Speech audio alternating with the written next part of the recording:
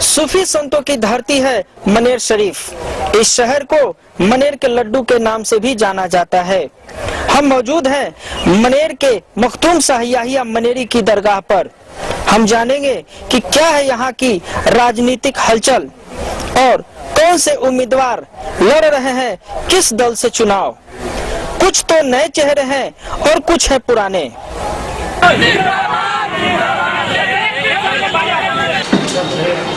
आप उन दोनों प्रत्याशियों की अपेक्षा कितना वोट लेना जैसा हो, कैसा हो, जैसा हो।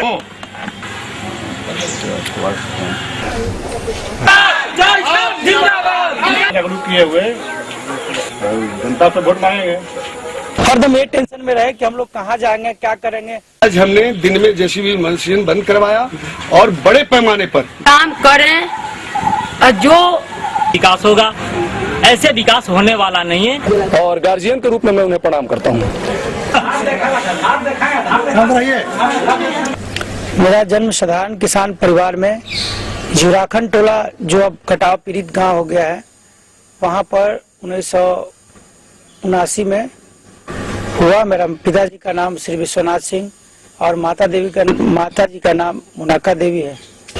मेरा जन्म स्थान मखदूमपुर सराड़ी गांव में हुआ था और मेरा पिता का नाम श्री दीनानाथ राय हुआ और माता का नाम श्रीमती विद्या देवी हुआ। जी, खगोल क्षेत्र में हुआ मेरा। शुरू में जो पहले से गांव देहात में जो आए दिन सभी परिवारों में जन्मदिन कभी मनाया जाता ही नहीं था, इसलिए मुझे याद ही नहीं। जी, सब जो मुझे याद नहीं। पिताजी का नाम स्वर्गीय देवानंदन भगत हुआ, माँ का नाम स्वर्गीय सुखिया देवी है। घर डुमरी, थाना बेटा, जिला पटना। आगेश्वर देवी, माता का नाम, पिता का नाम स्वर्गीय पन्ना विश्वकर्मा। जन्म तिथि बताया? जन्म तिथि बताइए ना। 1164 है। घर ग्राम मस्तवापुर, पोस्ट पानाथे, थाना बिहटा, जिला पटना। 1969 का है और माँ का नाम स्वर्गीय कुंती देवी हुआ और पिताजी स्वर्गीय जिनाथ सिंह। घर बिशनपुरा हुआ, बेटा थाना हुआ। घर हुआ मानूपुर सैदपुर दिघवारा। बाबूजी के नाम है रघुनाथ महतो, माता का नाम है दौलतिया देवी, स्वर्गीय है। बाबूजी भी जिंदे हैं, अभी मम्मी मर गई है। हाँ, मेरा जन्म जो है बिहटा प्रखंड के सिकंदरपुर पंचायत के जमुनापुर ग्राम में हुआ। मेरे माताजी का नाम लालो देवी है। मेरे पिताजी का नाम स्वर्गीय राम केवल प्रसाद चौहान है। मेरा नाम तो आप सब जान रहे हैं, पवन कुमार है। मेरा जन्म जो है सिपारा ग्राम में हुआ, जो पटना जिले में ही पड़ता है। और मेरे पिताजी का नाम श्री अवधेश नंदन सिंह, मेरी माता का नाम श्रीमती मनोरमा देवी है। घर मेरा गोकुलपुर हुआ। पिताजी का नाम श्री राम नरेश पासवान हुआ और माताजी का नाम इंद्र ज्योति देवी है। मेरे पिताजी का नाम स्वर्गीय हरिप्रसाद वर्मा हुआ, माता प्रभा देवी, घर माधोपुर, थाना मनेर, जिला पटना, स्थायी निवासी हूँ। 14 उम्मीदवारों ने अपना नामांकन पत्र भरा था, लेकिन एक नामांकन सूर्यवंश सिंह का रद्द किया गया। कारण कुछ कागजात की कमी थी। बाकी बचे 13 प्रत्याशियों के बारे में हमने हालचाल लिया। कौन प्रत्याशी कितने पढ़े लिखे हैं, क्या है उनकी प्रारंभिक शिक्षा और उच्च स्तरीय शिक्षा उन्होंने कहां से प्राप्त की। हम सीधे चलते हैं उन तमाम प्रत्याशियों के पास जो आपको बताएंगे कि आखिर क्या है उनकी शिक्षा। इसका उच्च विद्यालय से, वहाँ पे सिमरी स्कूल से पास किया है। कॉलेज में हम नहीं गया है, मैट्रिक पास किया है। हम 7वां क्लास तक। उसके बाद पढ़ाई नहीं किया? नहीं, पढ़ाई नहीं किए। कोई मजबूरी रही या छोड़ दिए जानबूझकर? हाँ, गरीबी बाप मतारी था, छोड़ दिए। अपना मजदूरी रोजगार करके अपना खाते पीते थे, बाल बच्चा पोसे।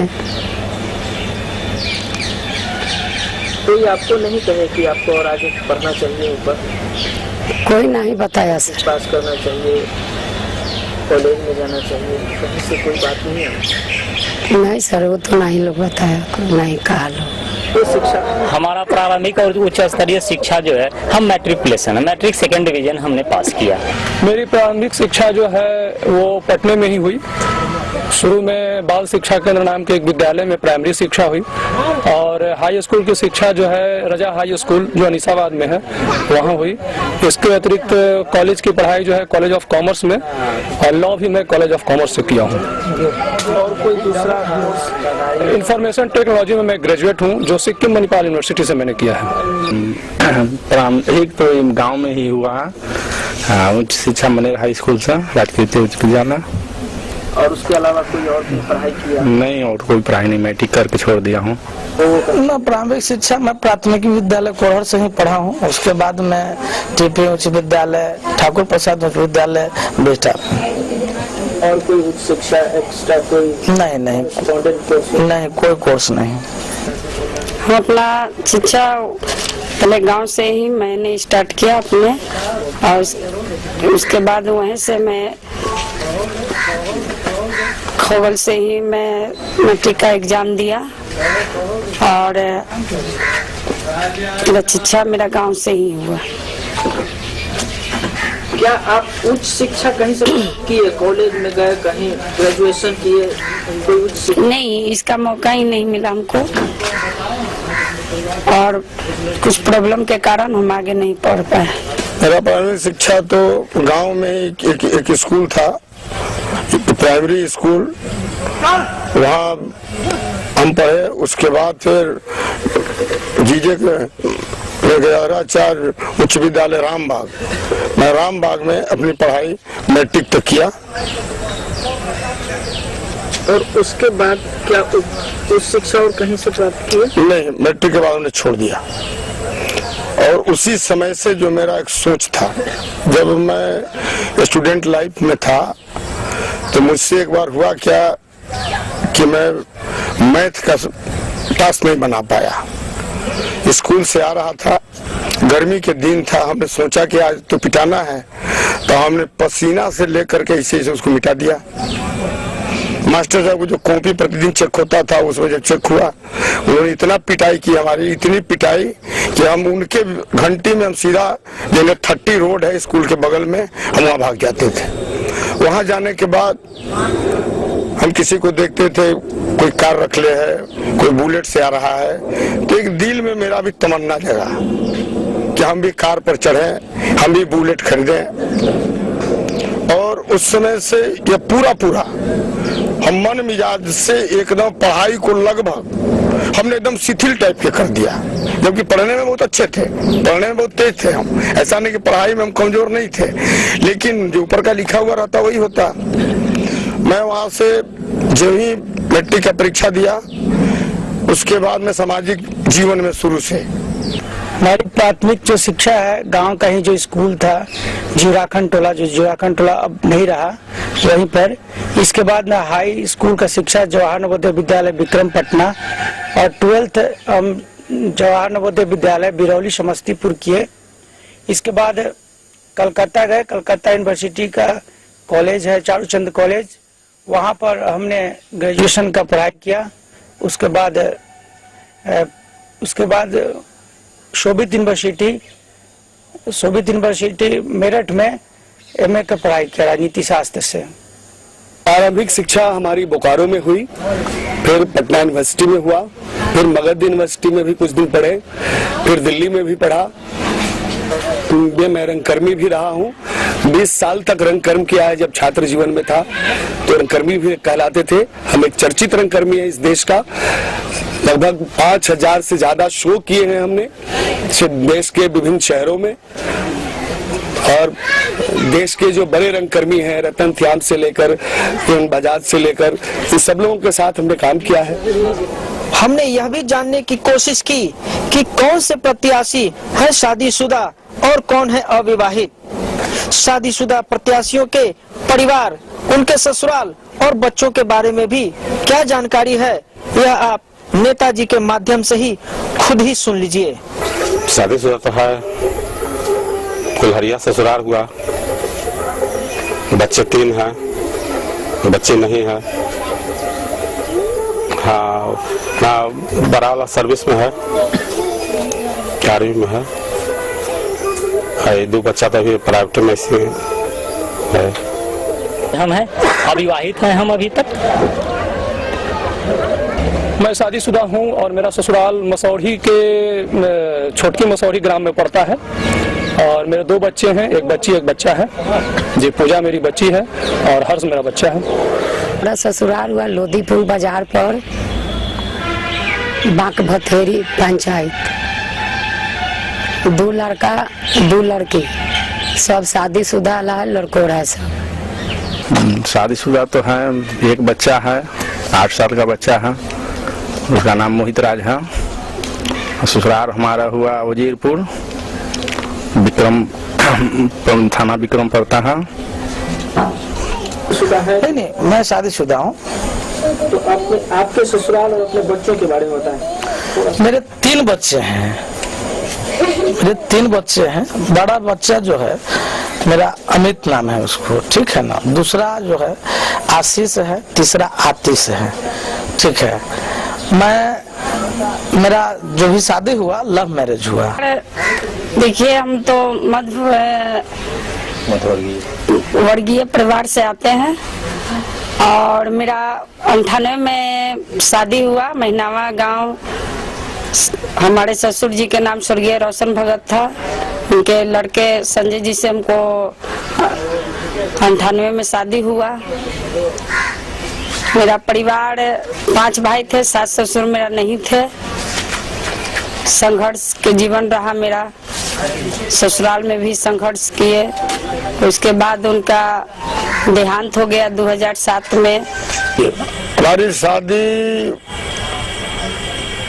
हम 8वां में पढ़ते थे, 76 में कितना हो गया, 73 में हुआ होगा शादी।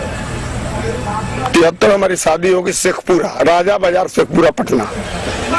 अरे 3 बेटी है और 1 बेटा। 2 बेटी का मैं शादी कर चुका हूँ, दोनों दामाद इंजीनियर हैं। 3rd बेटी का शादी करना है, 3rd पर मेरा बेटा है वो, और 4th में बेटी। तो बेटा दिल्ली इलाहाबाद यूपीएससी का कोचिंग वोचिंग करके आया है, कंपटीशन दे रहा है। जी, मैं शादीशुदा हूँ। मेरी पत्नी का नाम ममता सिंह है। हमारे 2 बच्चे हैं, एक मेघा एक वर्षा। हमारा ससुराल पड़ोसी गांव नीलकंठ टोला में है। हमारे जो ससुर हैं सब CISF में सब इंस्पेक्टर से रिटायर्ड है। हम शादीशुदा हैं। सन 1988 में जून माह में मेरी शादी हुई और हमारे 2 बच्चे हैं, एक 15 साल के हैं और एक 12 साल के हैं। हमारा शादी ग्राम कुंजवा, प्रखंड बेटा, जिला पटना में हुई थी और उस पत्नी से हमारा 2 बच्चे हैं। दुखद बात यह है कि हमारा पत्नी 2003 में देहांत हो गई इस बीमारी की वजह से। तो फिर हम दूसरी शादी किए हैं कोलरामपुर में, थाना कोइलवर, जिला भोजपुर। उनसे हमको कोई संतान नहीं है और हम बहुत सुखमय जिंदगी जी रहे हैं। जी, शादीशुदा हैं हम, हमारे बच्चे हैं, 4 बच्चियां हैं, 1 बच्चा है। और मेरा ससुराल जहानाबाद हुआ, वो एक गरीब किसान है, उन्हीं के घर में मेरी शादी है। चुनाव बहुत खर्चीला हो गया है। ऐसे में हम देखेंगे कि कौन से प्रत्याशी कितना खर्चीला है, आखिर कितनी है किसकी संपत्ति, चाहे वो चल हो या अचल हो।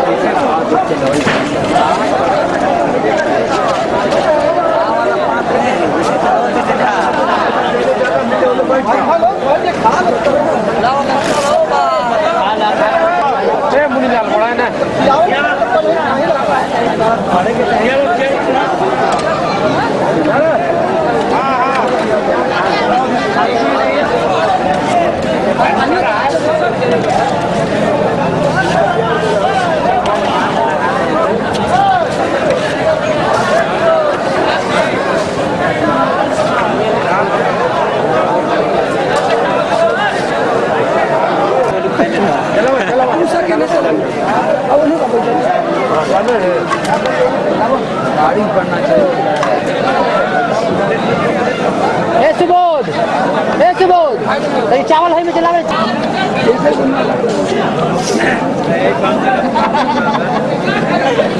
कौन सी मैं ना कर कौन सी भाई मैं लाऊं मैं क्या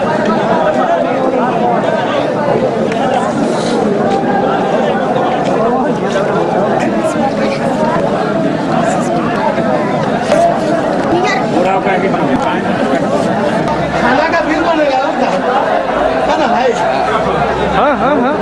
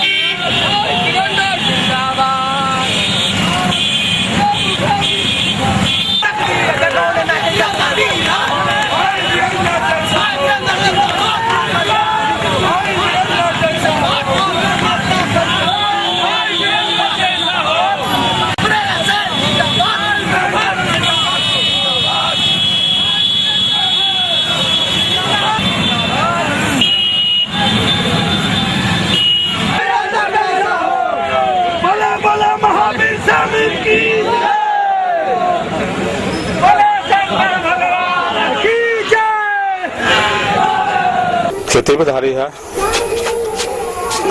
गाय है दुगो, घर उड़ है, गाड़ी दुगो है, बैंक बस हल्का फुल्का है। खेती के विषय में मेरा कुछ नहीं है सर।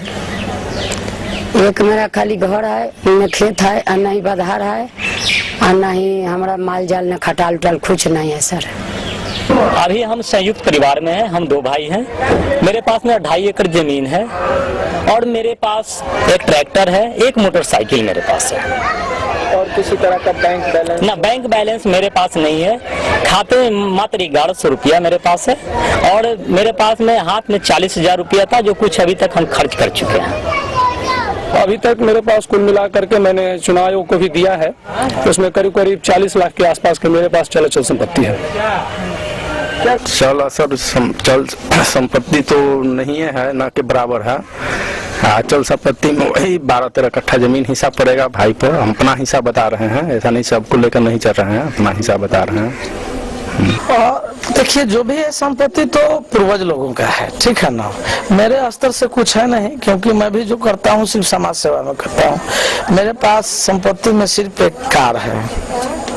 कोई बैंक बैलेंस? बैंक बैलेंस नहीं है। जमीन जायदाद? जमीन जायदाद तो ही कहे ना कि पैतृक संपत्ति जो पिताजी का है वही है। चल संपत्ति मेरे बच्ची के नाम पर जमीन है, मेरे ससुर के नाम पर जमीन है और अभी हमारा बंटवारा नहीं हुआ है, सब जॉइंट है और अभी मेरा सब ऐसी मतलब है, अभी ससुर ही के नाम पर सब चीज है।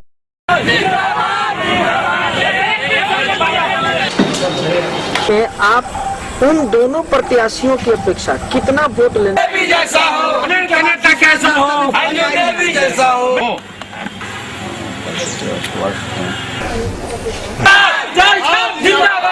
जागरूक किए हुए जनता से वोट मांगेंगे। हरदम ये टेंशन में रहे कि हम लोग कहाँ जाएंगे, क्या करेंगे। आज हमने दिन में जेसीबी मशीन बंद करवाया और बड़े पैमाने पर काम करें और जो विकास होगा, ऐसे विकास होने वाला नहीं है। और गार्जियन के रूप में मैं उन्हें प्रणाम करता हूँ।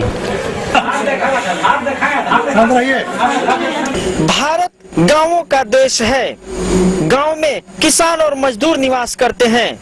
हम पहुंचे हैं मनेर विधानसभा क्षेत्र के दियारा इलाके में, जहां दर्जनों गांव हैं। आइए सीधे बात करते हैं गांव के लोगों से कि आखिर कैसी है यहाँ की राजनीतिक हलचल और कैसा है यहाँ के लोगों का मूड और मिजाज।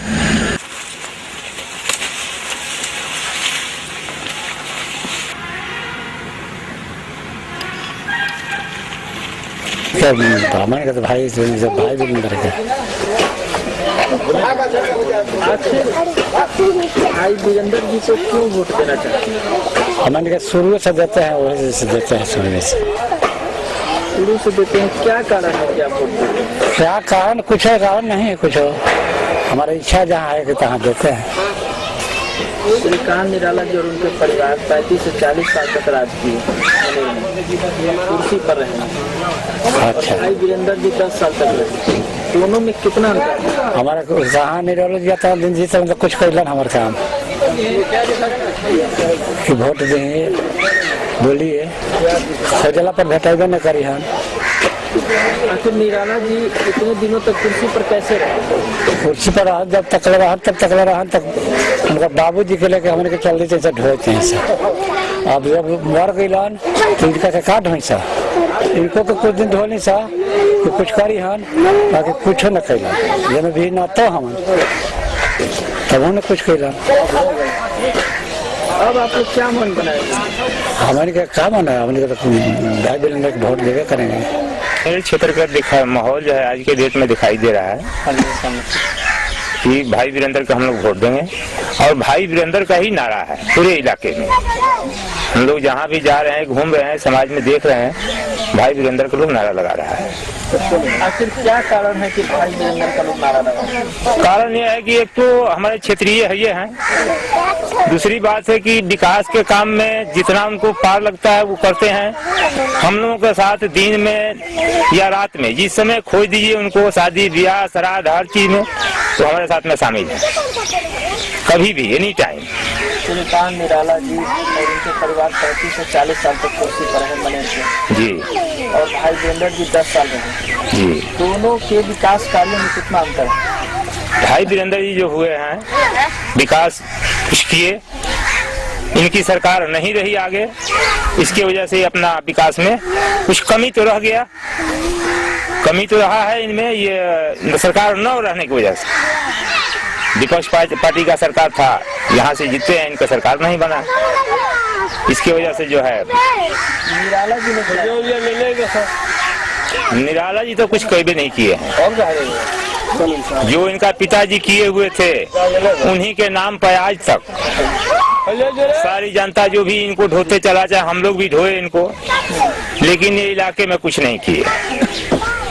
इसकी वजह से जनता जो है यहाँ का बिल्कुल निराला को नहीं चाह रहा है। निराला जी जहाँ जाते हैं वहाँ काफी भीड़ लगती है, इसके बारे में आप क्या कहेंगे? भीड़ लगता है, भीड़ तो हम लोग 4 आदमी खड़े हो गए थे, यहाँ भी भीड़ हो गया। कहीं भी खड़ा हो जाइए, वहाँ जाकर भीड़ लगा, देखने वाला भी सुनने वाला भी चल जाता है। पार्टी सब कोई पार्टी विपक्ष पार्टी दूसरे पार्टी भी चल जाता है, लेकिन भाई साहब मैं बिल्कुल साधारण परिवार से आता हूँ। 7-8 बीघा जमीन, पिताजी हमारे सर्विस में, किसी तरह कोई प्रॉब्लम नहीं। भाई में मैं अकेला। मैं तो उस दिन को भी मैं देखा हूँ कि गंजी में छेद जब हो जाता था तो पिताजी मुझे कोठारी गंजी मैं 5.5 रुपया से पहन रहा हूँ। कपड़ा में छेद हो जाता था, गंजी में पिताजी कहते थे कि चलो बेटा से पहले, संडे के संडे आते थे घर पर, कपड़ा में छेद हो गया, लोग कहे कि एगो बेटा है आप फटल गंजी पहन ले, जो मैं आज अपने बेटे को नहीं दे पाता। आप अपने बारे में बताएं कि आपके पास चल और अचल संपत्ति का ब्यौरा क्या है?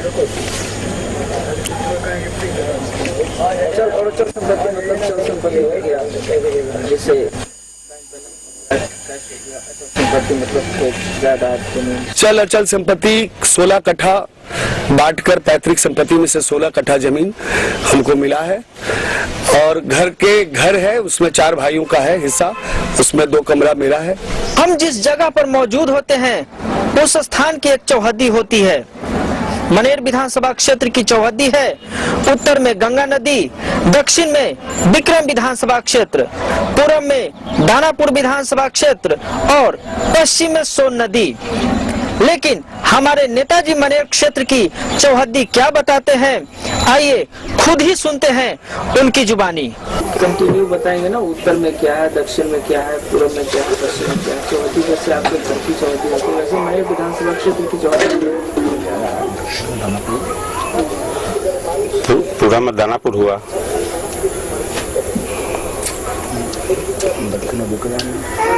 दक्षिण विक्रम, पश्चिम में कोइलवर हुआ। दानापुर। उत्तर में क्या है? उत्तर में नदी किनार है। चौहद्दी बताएं। मनेर विधानसभा का चौहद्दी होगा, उत्तर में हो गया गंगा जी, दक्षिण में विक्रम विधानसभा क्षेत्र, फिर पश्चिम में सोन नदी, पूरब में दानापुर हो गया विधानसभा क्षेत्र। आपको मनेर विधानसभा क्षेत्र जो है, अगर खगौल रोड से लिया जाए, खगौल रोड से यदि लिया जाए तो ये आपको नेवरा से शुरू हो करके सीधा चलते चले आइए, बीटा वगैरह होते हुए सोन नदी के किनारे तक चले जाइए, परेव तक। उधर अगर दानापुर से स्टार्ट करेंगे तो छिपनामा से शुरू हो करके वो आपको गंगा दियारा तक चला जाता है। तो इस तरह से फिर जो है सो आपको मनेर बीटा रोड जो है ये भी आपका मनेर क्षेत्र के अंतर्गत पड़ता है। कुल मिला के मोटा मोटी यही चौहद्दी है इसकी। विधानसभा क्षेत्र की चौहद्दी है। उत्तर में चल जाइए, उधर गंगा जी होगा, दक्षिण में इधर चल जाइए, बीटा के बाद हमारा तो तरफ हमारा है, इधर चल जाइए छिपनामा पूर्व, पश्चिम चल जाइए इधर सोन। विधानसभा के चौहद्दी गंगा, पूर्व में मनेर विधानसभा हुआ, उत्तर में गंगा जी हुए, पश्चिम में सोन हुआ और दक्षिण इधर में हो, दक्षिण हुआ विक्रम विधानसभा। विधानसभा का वहाँ छितनावा पुल से एक गली पूरब से होते हुए इधर रामपुर, तो फिर का रामपुर जो ग्राम है इधर सीधे पश्चिम, उसे कोइलवर होते हुए मैंने उसी रास्ता से सीधे मैंने सोन पकड़े जहाँ पर कांसा और वहाँ जो कारोबार होता है उस क्या बोलते हैं उसको परे होते हुए दिलावरपुर होते हुए कंचनपुर अमहाड़ा कंचनपुर होते हुए वहाँ पर न्यूरा तक है अपना न्यूरा लास्ट है न्यूरा एक रोड है उसके आगे पर। किस उम्मीदवार को किस केस में फंसाया गया? क्या वह राजनीतिक है या फिर कोई साजिश? आइए जानते हैं खुद नेताजी के ही द्वारा कि आखिर उनको कैसे फंसाया गया।